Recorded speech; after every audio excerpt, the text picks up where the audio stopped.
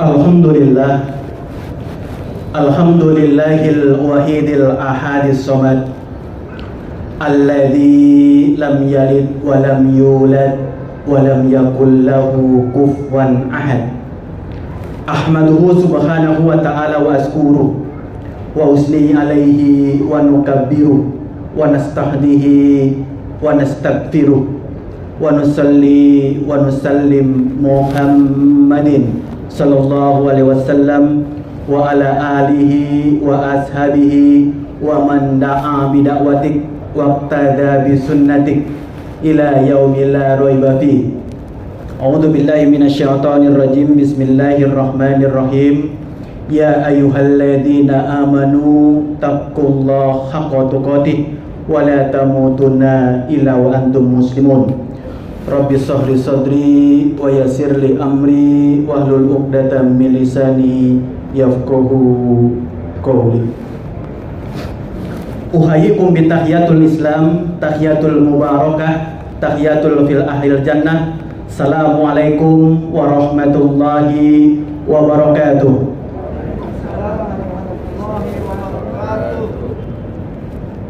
Alhamdulillahirabbil alamin. Pertama dan paling utama, mari senantiasa kita panjatkan puja serta syukur kehadirat Allah Subhanahu wa taala. Rabbi rabbukum rabbus samawati wal ard. Tuhanku, Tuhan kita semua dan Tuhannya alam semesta, yang senantiasa mengizinkan kita untuk beraktivitas, untuk bekerja, untuk beramal, untuk beribadah di buminya Allah. Dan insya Allah dengan kerja, amal, dan ibadah ini menjadi bekal kita menghadap Allah Subhanahu wa ta'ala. Salawat serta salam kita haturkan kepada baginda Nabi besar Muhammad sallallahu alaihi wasallam, uswah dan teladan buat kita semua yang insya Allah telah membimbing kita kepada syiratal mustaqim. Dan insya Allah kita semua diberikan kekuatan oleh Allah untuk menapaki jalan syiratal mustaqim ini sampai akhir hayat hidup kita. Amin, amin ya robbal alamin. Alhamdulillahirabbil alamin. Pertama, saya ucapkan hormat dan takzim kepada keluarga besar Mas Raihan, dalam hal ini Bapak Haji Tirta Kusuma beserta Ibu Ika Nur Rahmi. Dan saya hormati juga pada kedua mempelai, Mas Raihan beserta istri Mas Mbak Yeni. Mudah-mudahan kita semua senantiasa mendapatkan keberkahan dan rahmat dari Allah Subhanahu wa ta'ala. Hadirnya kita semua hari ini, Bapak, Ibu, saudara-saudara dirahmati Allah Subhanahu wa ta'ala, untuk memenuhi undangan dari Sohibul Bait dalam rangka tasyakuran atau bersyukur atas aktivitas kerja amal yang sudah dikerjakan sebelumnya, yaitu menikahkan putra-putri mereka tanggal 28 April hari Minggu kemarin. Dan alhamdulillah berjalan lancar, berjalan hikmat, dan hari ini kita mensyukuri semua yang sudah Allah berikan kepada kita. Nah, mudah-mudahan hadirnya kita semua hari ini menjadi wasilah Allah jadikan berat timbangan kita, amal-amal kita di hadapan Allah Subhanahu wa ta'ala. Amin, amin ya robbal alamin. Jadi hari ini pun yang paling penting buat kita hadir selain tasyakuran terhadap peristiwa yang sudah kita lakukan, kita juga ingin mendoakan agar Mas Raihan, Mbak Yeni diberikan berkah oleh Allah, ditetapkan berkah atas mereka, lalu Allah berikan kebaikan. Barakallahu laka, barakallahu alaika, wa jama bainahuma bi khair. Ya Allah, berikan berkah kepada mereka dan kekalkan berkah atas mereka dan masukkan mereka dalam al-khair, dalam kebaikan. Nah, pada kesempatan kali ini izinkan saya sedikit memberikan taujih, tausiah, nasihat, yang hakikatnya nasihat itu untuk saya pribadi, dan insya Allah mungkin nanti bermanfaat buat Mas Raihan beserta istri dan juga kita semua yang hadir pada kesempatan kali ini. Bapak Ibu dirahmati Allah Subhanahu wa ta'ala, bicara pernikahan, kita selaku manusia ditakdirkan oleh Allah, dihadirkan oleh Allah dengan berbagai macam kelemahan. Kita disebut manusia karena kita banyak kelemahannya. Lemah fisiknya, lemah kesehatannya, lemah akalnya, lemah semangatnya, penuh dengan kelemahan. Maka Allah hadirkan syariat yang namanya nikah untuk menyempurnakan kelemahan kita, untuk mengurangi kelemahan kita, untuk menutupi kelemahan kita. Maka sejatinya nikah dihadirkan oleh Allah untuk memudahkan manusia untuk mengarungi kehidupan-kehidupan yang akan datang. Jadi nikah dihadirkan oleh Allah untuk mengurangi kelemahan-kelemahan kita sebagai manusia. Maka sudah seharusnya ketika bicara masalah nikah, ketika anak kita sudah siap punya kemampuan, maka bersegera gitu. Jadi nikah ini satu syariat dalam Islam yang diperintahkan untuk bersegera. Padahal kita tahu dalam syariat Islam pun ketika beraktivitas, bekerja, beramal, dilarang kita untuk terburu-buru, untuk tergesa-gesa, kecuali untuk 3 hal. Apa 3 hal itu yang harus tergesa-gesa, harus buru-buru? Pertama, kalau kita punya hutang, segera dilunasi. Kalau ada kerabat kita, tetangga kita dipanggil oleh Allah, wafat dia, meninggal dia, segera untuk diurus jenazahnya. Yang ketiga, ketika kita punya anak sudah siap, segera nikahkan. Maka nikah menjadi perkara penting di dalam Islam. Karena apa?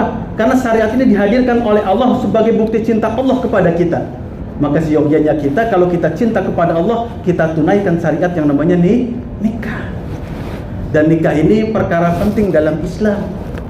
Sampai Ibnu Mas'ud pernah berkata begini dalam satu kitabnya, andai aku diberikan umur oleh Allah tinggal 1 hari, maka tidak ada pekerjaan, tidak ada amal, tidak ada aktivitas yang aku kerjakan kecuali aku nikah gitu. Jadi andai kata aku diberikan umur tinggal 1 hari, maka tidak ada ibadah yang aku kerjakan kecuali nikah. Karena apa? Aku khawatir ketika kembali kepada Allah dalam keadaan lajang. Maka nikah perkara penting buat kita semua. Kalau bicara masalah syariat-syariat Allah, semua syariatnya di dunia. Tapi nikah dia syariat dunia dan syariat akhirat. Kalau kita bicara sholat diperintahkan oleh Allah hanya di dunia. Kita diperintahkan umroh dan haji hanya diperintahkan di dunia. Kita diperintahkan untuk tilawah, untuk zikir, diperintahkan di dunia. Tapi ketika bicara masalah syariat nikah, ini perintah syariat dunia dan akhirat.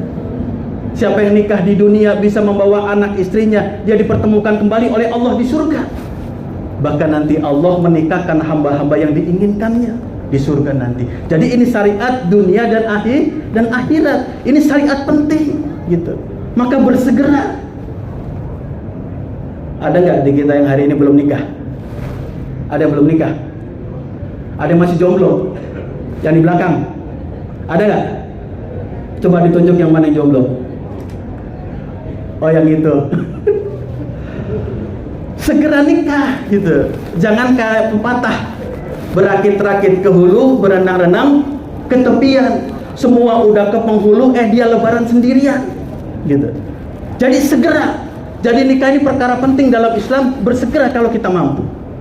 Nah, mari coba pelan-pelan kita mengkaji di dalam waktu yang singkat ini agar kita punya bekal bagaimana nikah-nikah yang sudah kita lakukan itu menjadi keberkahan buat kita semua. Apa sih nikah itu? Kalau ditanya nikah itu apa sih? Apa makna nikah itu? Apa kira-kira Pak? Bu, nikah itu apa sih gitu?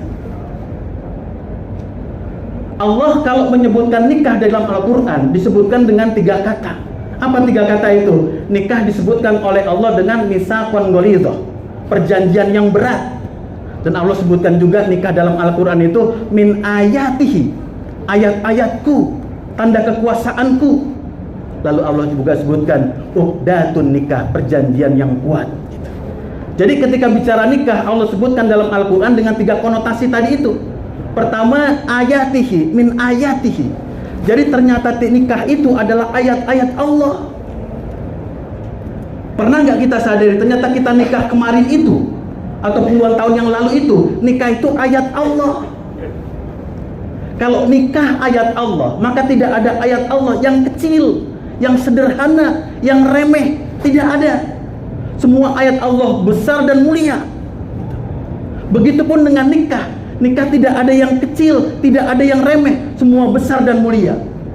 Maka kalau kita punya pemahaman nikah itu sederhana, remeh-temeh, biasa saja, kita telah salah jalan. Karena nikah itu perkara penting di dalam Islam. Karena Allah sebutkan nikah dengan min ayatihi, dia ayat-ayatku kata Allah. Maka perlu ditadaburi. Apa fungsi nikah itu? Apa tujuan nikah itu?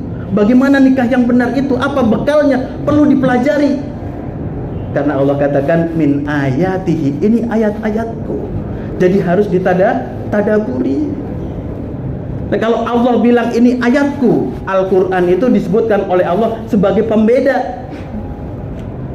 Syahrul Ramadan alladzina unzila fihil Qur'an hudal linnas wa bayyinatin minal huda wal furqan. Jadi ayat Allah itu sebagai furqan, sebagai pembeda. Jadi kalau kita sudah nikah harus berbeda dengan sebelum nikah. Jadi nikah itu pembeda buat kita. Jadi kalau dulu kita sholat sendiri, sekarang nggak bisa sholat sendiri. Harus ajak istrinya, bangunin istrinya agar sholat bersama-sama. Dulu mungkin hadir majelis ilmu sendiri, sekarang ada istri, ada anak, ajak anak istrinya untuk ikut hadir dalam majelis-majelis ilmu. Berbeda. Karena Al-Quran itu sebagai furqan, sebagai pembeda. Nah, nikah itu harusnya membedakan kita sebelum nikah dan setelah nikah. Maka ketika bicara nikah sejatinya min ayatihi, ini ayat-ayatku kata Allah. Itu pun bermakna sesungguhnya min ayatihi itu artinya adalah tanda-tanda kekuasaanku. Jadi min ayatihi kalau ditadaburi adalah ayat-ayatku yang berarti kekuasaanku. Jadi kemarin kita nikah itu sebagai bukti Allah maha berkuasa. Maha berkuasa atas segala sesuatu. Dengan nikah itu Allah mau tunjukkan aku maha kuasa gitu kepada hamba-hambanya. Di mana kekuasaannya? Coba kita perhatikan. Ada orang yang mungkin nggak kenal, tinggalnya berjauhan, lalu Allah persatukan dalam rumah tangga, dalam pernikahan, itu sebagai bukti kekuasaan Allah. Ada orang yang mungkin kenal 5 tahun, pacaran 5 tahun, nggak jadi nikah. Tapi ada yang mungkin kenal cuma 5 hari, Allah takdirkan nikah. Min ayatihi, tanda kekuasaan Allah, tanda kebesaran Allah. Jadi nikah itu tanda kebesaran Allah. Allah mau tunjukkan aku besar. Maka seharusnya kita orang-orang beriman hanya Allah yang kita besarkan, kita tuju, kita sandarkan, kita minta hanya kepada Allah. Maka orientasi orang sudah nikah itu semua ditujukan kepada Allah, ikhlas hanya kepada Allah, mencari ridho Allah semata, gitu. Hanya Allah yang dicintai, gitu. Maka nanti ajarkan kepada pasangan-pasangan kita, jangan ajarkan dia mencintai aku, gitu. Jangan ajarkan istri kita mencintai kita sebagai suaminya. Jangan ajarkan istri-istri kita mencintai kita. Dan sebaliknya, jangan ajarkan suami-suami kita mencintai kita, istrinya. Tapi ajarkan pasangan-pasangan hidup kita untuk mencintai Allah. Karena seseorang sudah mencintai Allah, pasangan yang cinta kepada Allah, nggak mungkin dia menyakiti pasangannya. Kalau seorang pasangan sudah mencintai Allah, tidak mungkin dia menyakiti pasangannya, menyakiti istrinya, menyakiti suaminya, nggak mungkin. Karena apa? Dia cinta Allah. Karena kalau dia menyakiti pasangannya, dia telah khianat terhadap janjinya kepada Allah. Padahal Allah sangat murka kepada orang-orang yang sudah berjanji di hadapannya lalu diingkarinya. Ya ayyuhalladzina amanu lima taquluna ma la taf'alun kabura maqtan indallahi am taqulu ma la taf'alun. Hai orang-orang beriman, kenapa engkau mengatakan sesuatu engkau telah berjanji tapi tidak ditepati? Kabura maqtan indallahi am taqulu ma la taf'alun. Sangat besar kebencian Allah terhadap orang-orang yang berjanji tapi tidak dikerjakan. Jadi jangan ajarkan istri kita, suami kita cinta kepada kita, tapi ajarkan mereka cinta kepada Allah, karena Allah nanti menjaga mereka. Jadi pertama, Allah kalau menyebut nikah dengan min ayatihi. Yang kedua, kalau Allah sebut nikah, Allah sebutkan dengan uqdatun nikah, perjanjian yang kuat, perjanjian yang erat, gitu. Karena sejatinya ketika kita ijab kabul, saya terima nikahnya si fulan binti si fulan dengan mas kawin ini dan itu tunai, maka sejatinya dia bukan berjanji dia dengan istrinya atau manusia dengan manusia, tapi janji manusia kepada Allah. Jadi nikah itu sejatinya kita berjanji kepada Allah. Maka jaga janji-janji kita, jaga komitmen kita, jaga amanah kita, karena itu janji kita kepada Allah. Yang ketiga, kalau Allah sebutkan nikah, disebutkan dengan mitsaqun ghalidh, perjanjian yang berat. Karena orang kalau nikah itu maka akan timbul hak dan kewajiban. Dan itu berat atau ringan kira-kira? Berat atau ringan kira-kira, Bu? Kewajiban dan hak yang timbul setelah nikah itu berat atau ringan kira-kira? Setelah ijab qabul terjadi, maka detik itu ada perubahan. Apa perubahannya? Yang halal menjadi haram, yang haram menjadi halal. Dan sejak detik itu juga ketika ijab qabul terjadi, maka timbul hak dan kewajiban terhadap istri dan suaminya. Dan ini berat. Bahkan suami ketika ijab qabul terlaksana, detik itu juga ada kewajiban atas dirinya apa? Ku anfusakum wa ahlikum naro, jagalah dirimu dan ahlimu dari api neraka yang bahan bakarnya batu dan manusia. Jadi ketika ijab qabul selesai, maka ada kewajiban bagi suami untuk menjaga dirinya dan ahlinya. Siapa ahlinya itu? Keluarganya. Siapa mereka? Istrinya dan anaknya. Untuk dijaga. Jaga dari apa? Jaga dari api neraka yang bahan bakarnya batu dan manusia. Itu berarti kalau seorang suami nggak sanggup menjaga anaknya, istrinya, dia menjerumuskan anak istrinya kepada api neraka. Ini berat. Itu sebabnya di dalam pernikahan itu diperlukan ilmu, agar dengan ilmu itu kita terbimbing, dengan ilmu kita mudah menjalankan rumah tangga kita. Dan sejatinya nikah itu pun adalah ilmu. Dia madrasah, dia sekolah. Jadi nikah yang kemarin sudah kita langsungkan tanggal 28 sampai seterusnya ketika kita diberikan umur oleh Allah adalah madrasah buat kita untuk belajar. Dan kalau nikah adalah madrasah, adalah sekolah, maka proses belajarnya sepanjang hayat. Dan perhatikan, ujiannya pun sepanjang hayat gitu.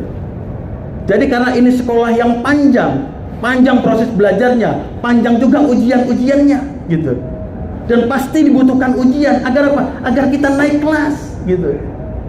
Jadi jangan sampai kalau kita sudah rumah tangga, kita minta kepada Allah, kita berdoa kepada Allah, ya Allah, jauhkan ujian-ujian dari rumah tanggaku. Itu salah. Yang benar itu, ya Allah, andai kata engkau takdirkan aku mendapatkan ujian-ujian darimu, jadikan ujian sebagai ibrah untuk memperbaiki iman dan ketakwaan gitu. Karena hidup ini, rumah tangga ini tidak lepas dari ujian.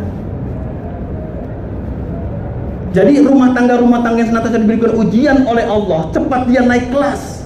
Tapi sebaliknya yang tenang saja. Kita khawatir ketika ada masalah datang tidak siap untuk menyelesaikannya. Sama kalau kita analogikan ya, buaya itu hidupnya di air yang tenang atau air yang beriak, yang bergolak bergelombang gitu.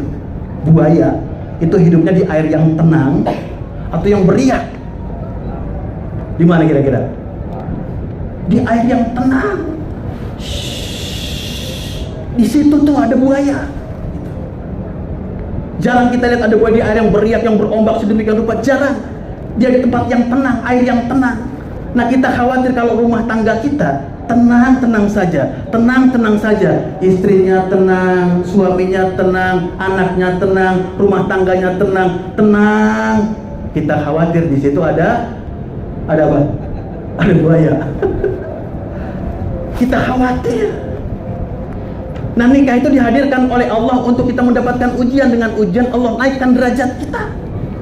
Jadi Allah kalau menyebut nikah dengan 3 konotasi tadi itu, dan itulah makna nikah. Sampai di sini kita bisa paham ya. Insya Allah kita paham. Kita naik sedikit levelnya. Kita pelajari apa tujuan dari nikah itu sendiri. Jadi tadi definisi tentang nikah, makna tentang nikah. Sekarang apa tujuan nikah gitu. Nih saya coba tanya nih, nggak tanya ke Mas Raihan yang baru berapa hari nikah, yang udah lama nikah coba nih, yang udah 20 tahun, 30 tahun nikah. Apa tujuan nikah itu sendiri? Apa kira-kira Bu? Apa kira-kira Pak? Tujuan nikah itu menjadikan keluarga yang samawa, sakidah, mawadah, warahmah. Apalagi kira-kira? Punya zuriat, punya anak-anak, punya keturunan. Apalagi kira-kira? Menyatukan dua keluarga besar yang berbeda. Apalagi kira-kira? Kalau jawabannya masih itu, kayaknya kita perlu belajar lagi, perlu terus mengkaji, terus taklim agar kita punya ilmu apa tujuan nikah itu. Nikah itu sejatinya perlu ditadaburi, perlu dikaji apa tujuannya gitu. Kalau ada orang diberikan hidup oleh Allah, dihidupkan oleh Allah, mungkin 40 tahun, mungkin 60 tahun, sepanjang hidupnya kalau dia berdoa kepada Allah, ya Allah berikan kesehatan, berikan kesehatan, berikan kesehatan. Kira-kira tujuan dia hidup minta apa kira-kira? Minta sehat. Kalau ada orang diberikan umur oleh Allah 60 tahun, 70 tahun, yang dia minta, ya Allah berikan kedudukan, berikan jabatan, berikan kursi. Kira-kira tujuan dia hidup apa kira-kira? Minta jabatan, minta kursi, minta kekuasaan. Nah, Rasulullah ketika mendengar sahabatnya nikah, lalu dia datang ke pernikahan itu, atau dia tidak datang dalam pernikahan itu, dia selalu berdoa. Apa doa Rasulullah? Dan doa ini menjadi tujuan dari pernikahan. Jadi kalau orang hidup tujuannya apa? Lihat apa yang dia minta kepada Allah. Kalau minta kursi, minta jabatan, ya itu yang dia minta. Kalau minta kesehatan yang dia minta. Nah, Rasul kalau hadir dalam pernikahan, yang dia doakan cuma satu. Dan doa ini dilantunkan oleh Rasul ketika menyaksikan pernikahan. Apa doanya? Yang dijelaskan dalam hadis Tirmizi, hadis nomor 1091, yang sering kita dengar kalau orang berdoa untuk pernikahan. Apa doanya? Barakallahu laka, barakallahu alaika, wajjama bainahuma bil khair. Ya Allah berikan berkah kepada mereka berdua, lalu kekalkan berkah itu kepada mereka, lalu masukkan mereka berdua ke dalam kebaikan. Jadi tujuan pernikahan itu agar kita mendapatkan dan diberi oleh Allah keberkahan, tidak ada yang lain. Jadi tujuan Allah menghadirkan kita dengan syariatnya nikah agar kita semua diberikan berkah oleh Allah. Bahkan di ayat ini, doa ini diulang 2 kali berkahnya, barakallahu laka, barakallahu alaika. Ya Allah berikan mereka berkah. Kata para ulama, karena hidup ini berat, minta kepada Allah agar kita diberikan berkah. Wa baraka alaika, atas mereka berkahnya.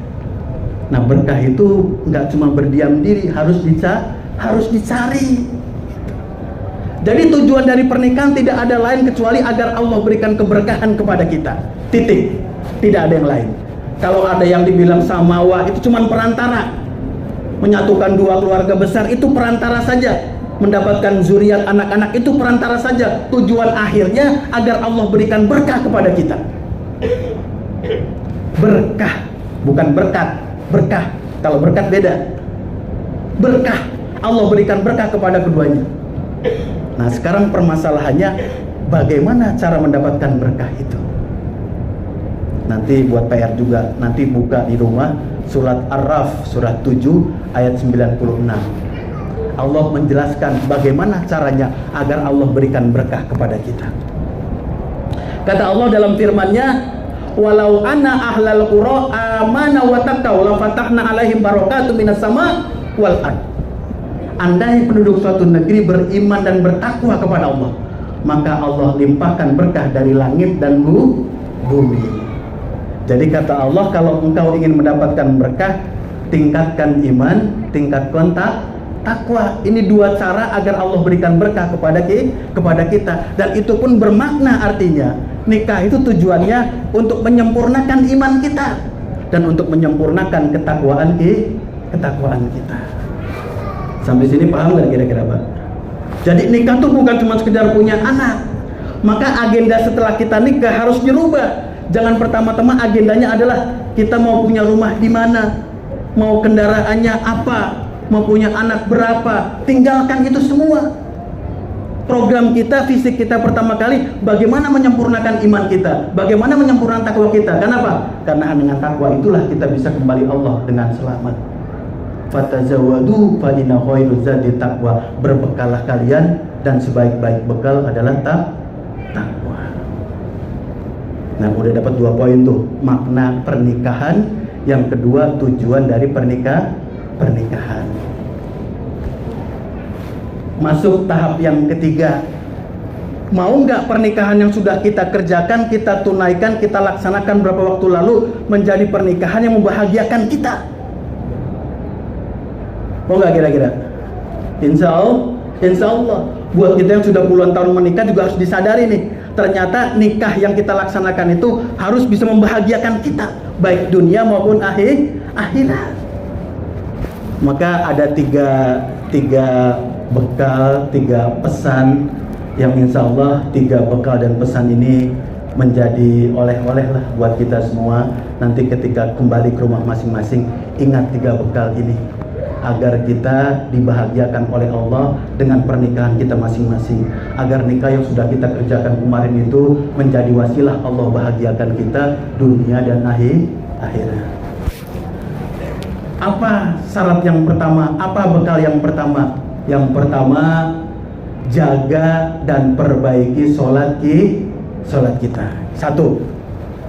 Karena berapa banyak orang ketika dia belum nikah, hadir majelis ilmu, semangat sembahyang, ibadah, dia semangat sedemikian rupa. Ketika sudah nikah dengan berbagai macam kesibukannya, dia tinggalkan sholat. Dia mulai lalaikan sholat. Padahal sholat itu apa? Sumber kebahagiaan. Sholat itu sumber pertolongan Allah datang. Sholat itu sumber ketenangan buat kita. Maka orang kalau dia sadar, dia paham punya masalah, sholat. Wasta'inu bis-sabri was-shalah. Jadikan sabar dan sholat itu sebagai penolong. Karena kata Rasulullah, sholat itu adalah tiangnya agama. As-sholatu imaduddin. Siapa yang menegakkan sholat, dia menegakkan agamanya. Dia melalaikan sholat, menghancurkan agamanya. Jadi nggak usah muluk-muluk apa bekal yang mau kita siapkan. Sholat pertama kali, jaga sholat kita. Karena sholat ini menjadi rumus buat kita agar kita dibahagiakan oleh Allah dunia dan akhirat. Ini jalan atas segala permasalahan kehidupan kita, rumah tangga kita, pekerjaan kita, bisnis kita. Kalau punya masalah, sholat. Jaga sholat kita. Insya Allah Allah bahagiakan kita dunia dan akhirat. Jadi sholat ini pun menjadi bukti kalau kita bersyukur terhadap semua nikmat-nikmat Allah. Jadi kalau kita mau lihat diri kita, apakah kita sudah bersyukur, sudah benar syukur kita, lihat sholat kita, gitu. Karena sholat itu bukti syukur kita kepada Allah. Allah berikan nikmat kepada kita, sudahkah kita syukuri? Lihat sholat kita. Karena Rasul pernah ditanya oleh Aisyah, ya Rasulullah, kalau engkau sholat malam kok aku lihat sampai bengkak kakimu, gitu. Kenapa ya Rasulullah? Apa kata Rasulullah? Tidak bolehkah aku menjadi abdan syakura, menjadi hamba-hamba yang pandai bersyukur? Jadi sholat itu sebagai bukti syukur kita kepada Allah. Dan kalau kita dalam hidup ini diberikan ujian oleh Allah, berikan kelonggaran oleh Allah, diberikan nikmat oleh Allah, kita senantiasa bersyukur,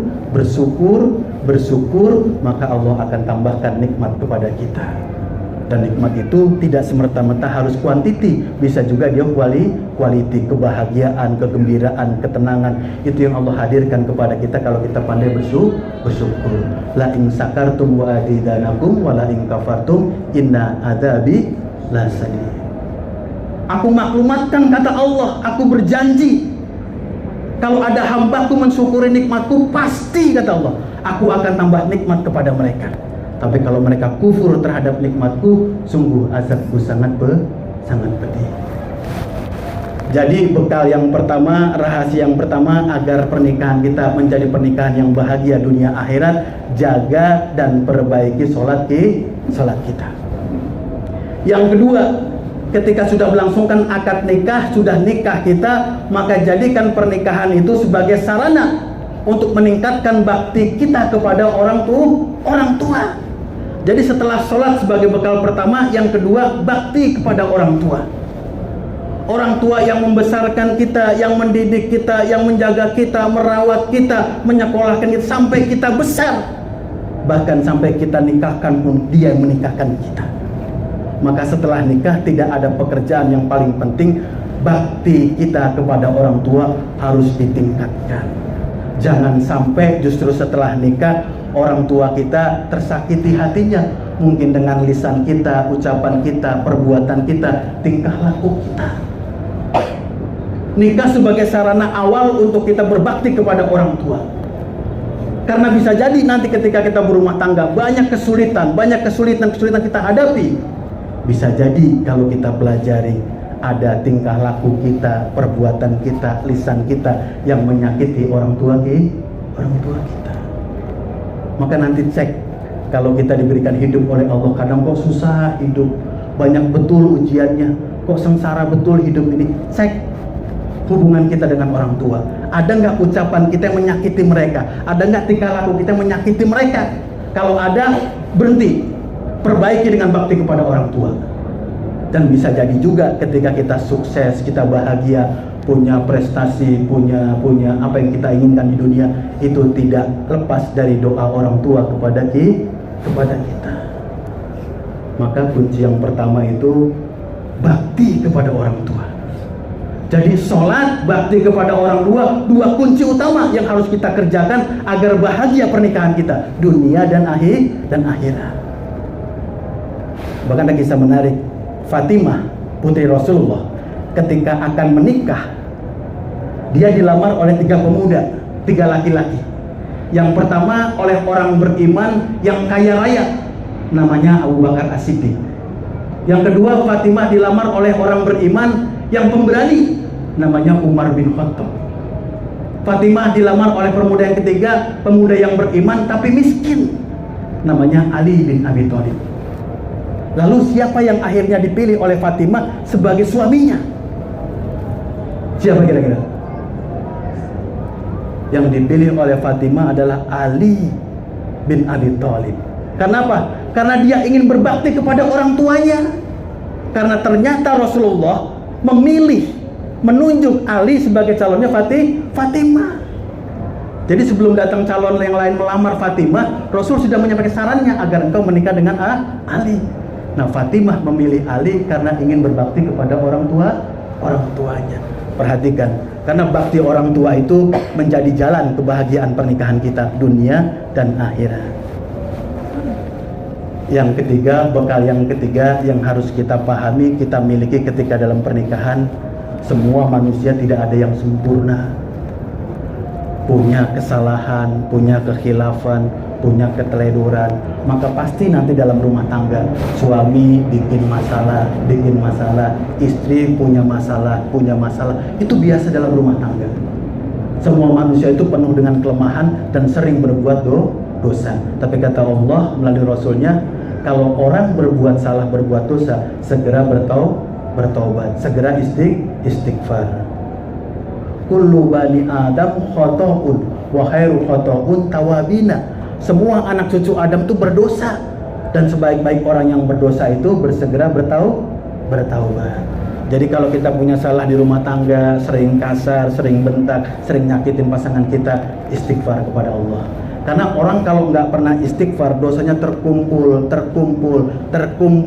akhirnya menghalangi dia dengan Allah. Kalau Allah dengan dirinya sudah terhalang, berat untuk dia beribadah, karena terhalang antara dia dengan Allah. Maka ketika kita berdosa, kita bersalah, kita istighfar, kita bertaubat. Karena taubat itu menjadi jalan kemuliaan buat kita semua. Dan Allah perintahkan kepada kita semua, ketika kita berbuat salah, jangan malu untuk minta maaf gitu. Jadi suami punya salah, jangan egonya yang dikedepankan, minta maaf. Istri pun demikian punya salah, minta maaf. Karena minta maaf, istighfar, taubat itu menjadi kemuliaan buat orang-orang beriman. Nah, jadi 3 bekal itu, sholat, bakti kepada orang tua, punya salah segera istighfar dan bertobat, menjadi jalan Allah bahagiakan pernikahan kita, baik dunia maupun akhirat. Bapak Ibu dirahmati Allah Subhanahu wa taala, ini sudah mau hampir masuk ke waktu maghrib. Mungkin yang saya sampaikan cukup sampai di sini. Mudah-mudahan bisa bermanfaat, merefresh lagi kepada kita semua kepentingan dari nikah itu buat kita, agar kita bisa perbaiki pernikahan-pernikahan kita, agar Allah berikan ridho kepada kita semua. Yang hak datang dari Allah, kelemahan, kekurangan, hilaf dan salah datang dari saya pribadi. Akhiru da'wana alhamdulillahi rabbil alamin. Jazakumullahu khairan katsiran. Assalamualaikum warahmatullahi wabarakatuh.